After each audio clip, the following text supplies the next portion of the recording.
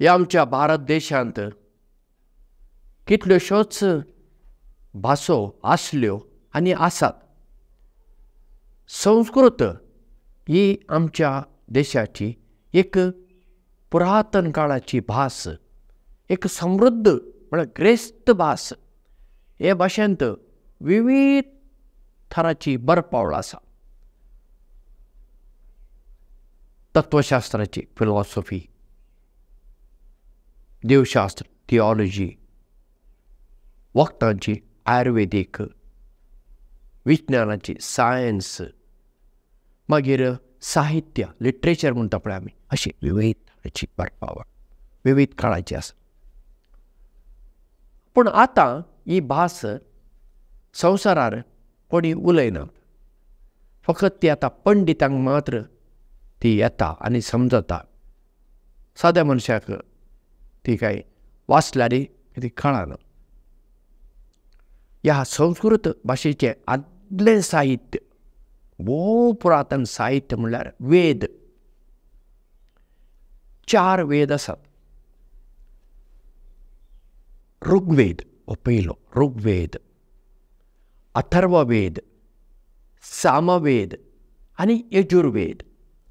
ते पयले फकत तोंडाचेर मात्र आसले, म्हळ्यार ते शिकलात ते तोंडपाठ बाय हार्ट.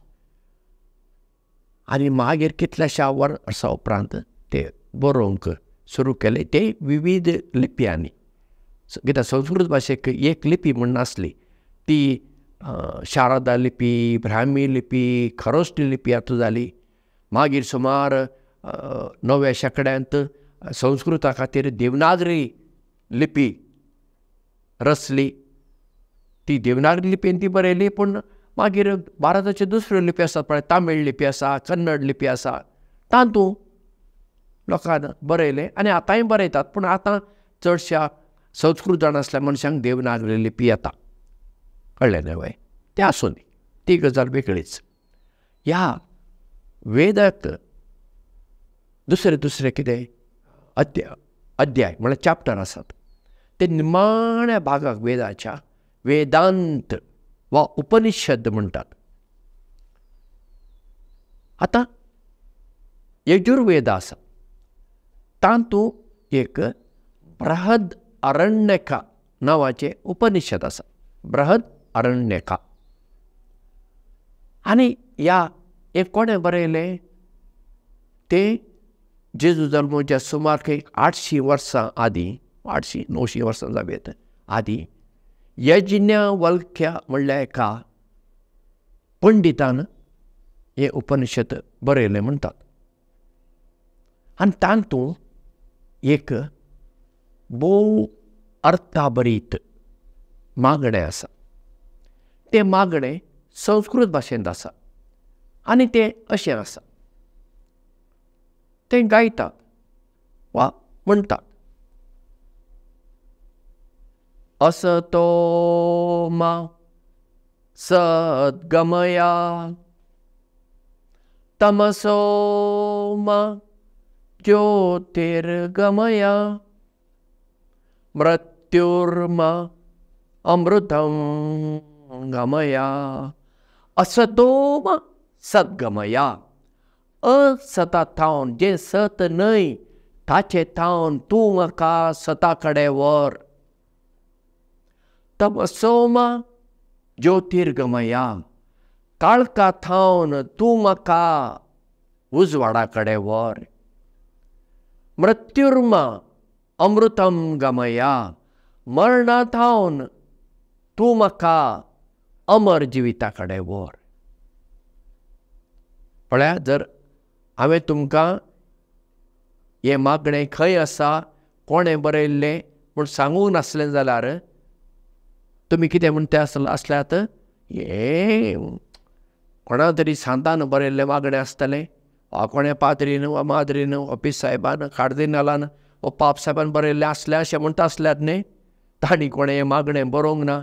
तें बरयलें ह्या संस्कृत पंडितान. पूण जेन्ना ताणें तें मागणें बरयलें कडेन यज्ञवल्क्याक खबर नासली जायत. एक दीस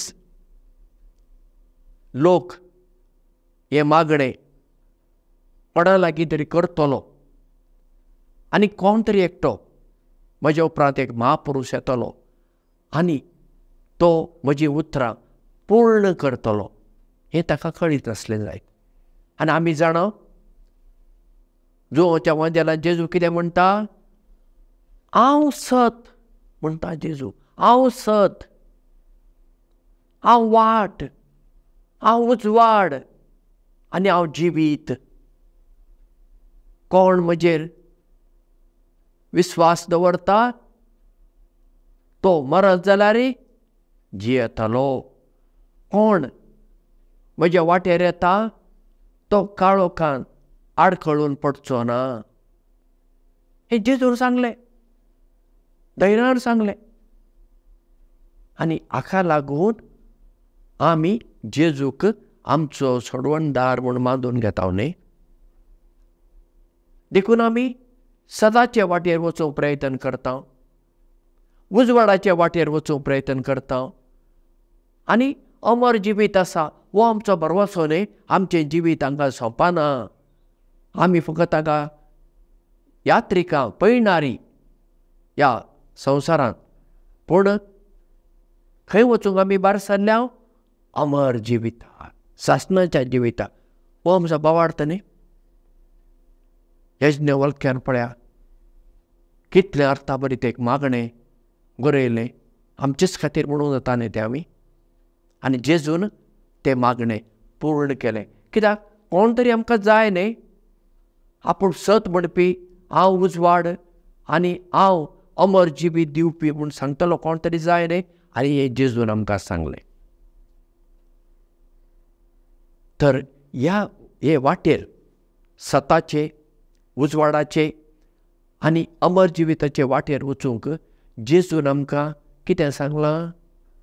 तुमी जायात म्हणटा जेजू. संवसाराचें मीठ, उजवाड आनी फोग म्हणलें न्ही. मीठ पळया, एक सादी वस्त, कांय म्हारग न्ही. सोंपेपणी उण्या मोलाक आमकां मीठ मेळटा. आदी आमी तें मोटें मीठ वापरताले. आतां बारीक मीठ शॉपांनी मेळटा, मोटेंय मीठ मेळटा थोड्या कडेन, ना अशें ना. कितें जावं मीठ पळया. आमी रांदतना सक्कट तराचो मसालो घालता, सक्कट घालून घालचें सक्कट घालून जालां. मीठ एक घालूंक ना. पळया कितें जाता, त्या जेवणाक रूच ना. मीठ नासतना जेवणाक रूच ना. मागीर तें मीठ घालतच त्या जेवणाक रूच येता. तर आमी मीठ कितलें घालता?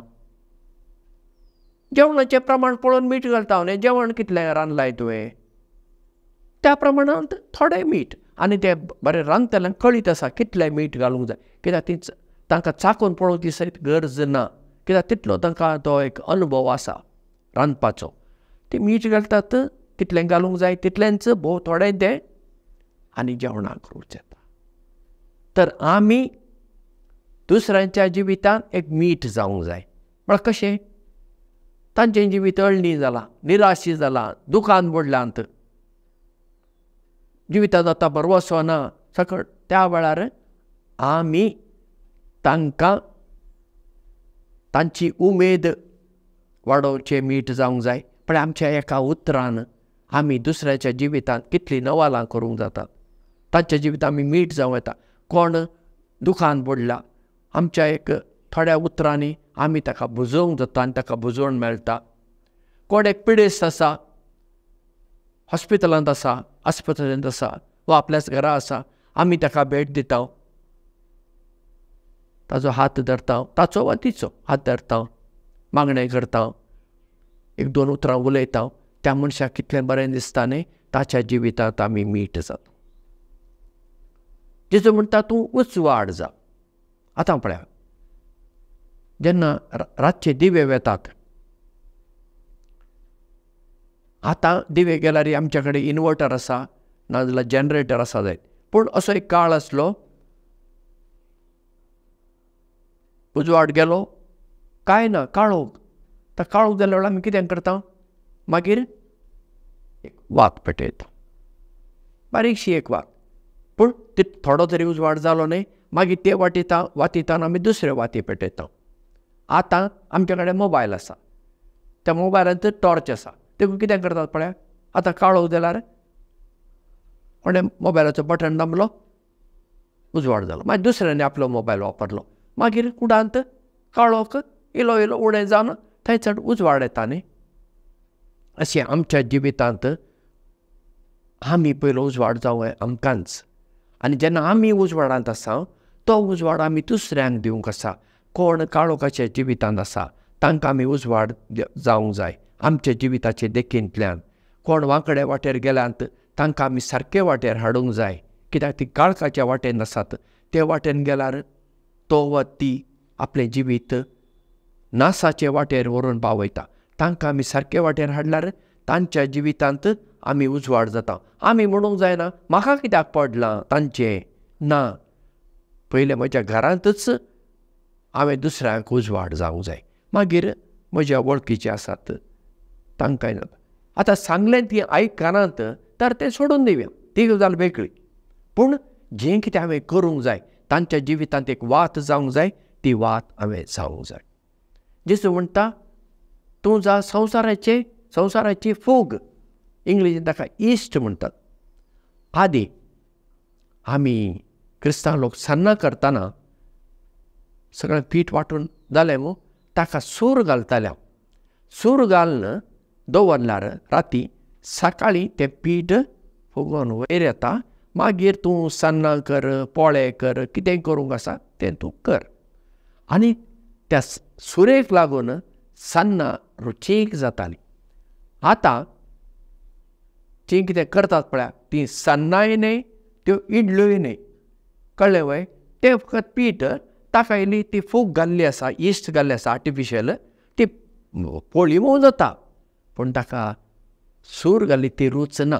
पूण कितें जावं, फूग कितें करता, तें पीठ फुगयता, फुगता, मोव करता, रुचीक करूंक आसा, चड करून सूर. म्हणून हांव फूग आमचे संस्कृतायेन म्हणटा दुसऱ्याच्या जिवितांत तूं सूर जा म्हणटा. म्हळ्यार दुसऱ्याचें जिवीत तूं आतां बरें खुशाल बरीत कर. तें आतां इल्लें बावलां अशें पडलां, सकयल पडलां आनी कांय आतां जावच्या बरी ना. तूं ताका उठय, तुजो हात दी, ताका धीर दी, ताका बळ दी, ताका सहकार दी. तुज्यान कितें करूंक जाता त्या मनशा खातीर तें तूं कर. तर ताचे तूं ताका वयर हाडटाय. जेन्ना पळय गाडी पंक्चर जाता, आतां आमकां पंक्चर जाला, आतांय आसा तसल्यो गाडी पंक्चर जाल्यार कितें करता, ती स्टेपनी लावची पडटा न्ही.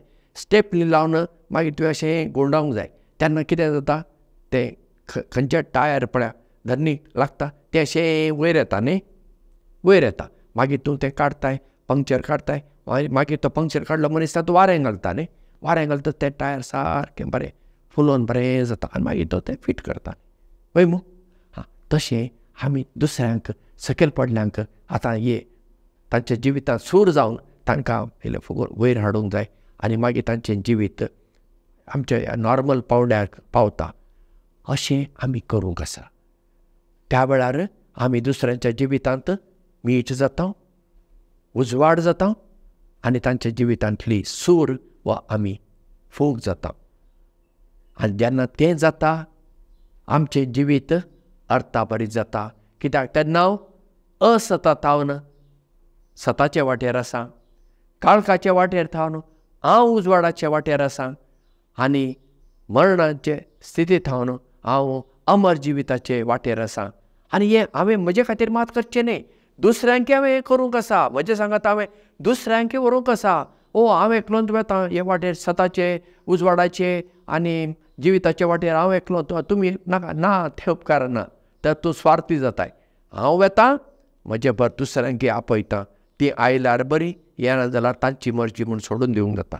तर आमी सगळीं सताची, उजवाडाची आनी अमर जिविताची भुरगीं जावया. हे मणकां मोतयां तुमी आयकतात आनी आयचे मणकां मोतयां तुमी आयकलें. तुमकां देव बरें करूं.